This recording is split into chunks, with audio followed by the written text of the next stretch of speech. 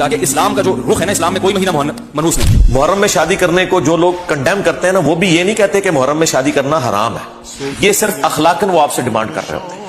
اگر آپ کے گھر میں میت پڑی ہوئی ہو تو شادی کیا آپ ڈیلے نہیں کرتے؟ بعض اوقات ایک مہینہ ڈیلے ہو جاتی، وہاں تو کوئی نہیں کہتا جی سوگ تو 3 دن ہے، چوتھے دن پھر بیاہ رکھ لو۔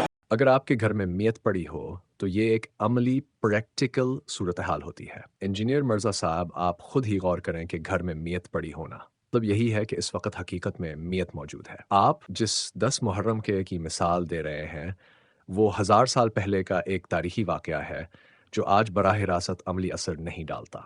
اس کو گھر میں میت پڑی ہونے سے تشبیہ دینا درست نہیں۔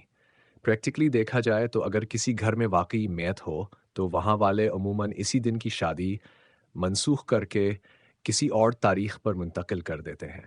لیکن اگر میت کسی دوسرے گھر یا رشتہ دار کے ہاں ہو تو اکثر اوقات شادی اپنے وقت پر ہی ہو جاتی ہے۔ میت والے گھر کے لوگ بھی کہہ دیتے ہیں اللہ کے پاس سب نے جانا ہے، جو ہونا تھا ہو گیا، آپ اپنی شادی کر لیں۔ بعض اوقات قریبی رشتہ داری کی وجہ سے شادیہ کے فتحیات صدن کے لیے آگے بڑھا دی جاتی ہے، لیکن یہ فیصلہ حالات اور تعلقات پر منحصر ہوتا ہے۔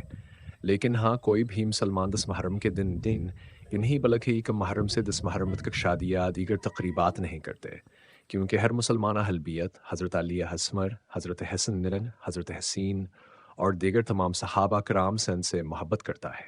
یقیناً 10 محرم کا واقعہ کر بلا نہایت دردناک اور افسوسناک دن ہے، لیکن اللہ جور بہے اور تمام جہانوں کو پالنے والا ہے، اسے کیا معلوم نہیں تھا کہ ایسا ہونے والا ہے؟ بیش کی ہے تقدیر ہے، نصیب میں جو ہونا ہے وہ ہو کر رہے گا۔ ہاں، جو نیک اور صالح ہے اس کے ساتھ جو بھی ہوتا ہے وہ حاصل کے حق میں بہتر ہوتا ہے۔ یہ ہم دنیا میں رہنے والے نہیں جان سکتے، یہ ہم عاملات یعنی اس دنیا سے رخصت ہونے کے بعد جب اجر ملے گا تو بند حدیق کر اور جان کر شکر ادا کرے گا کہ اچھا ہوا اے اللہ ہم تیرے پاس آ گئے۔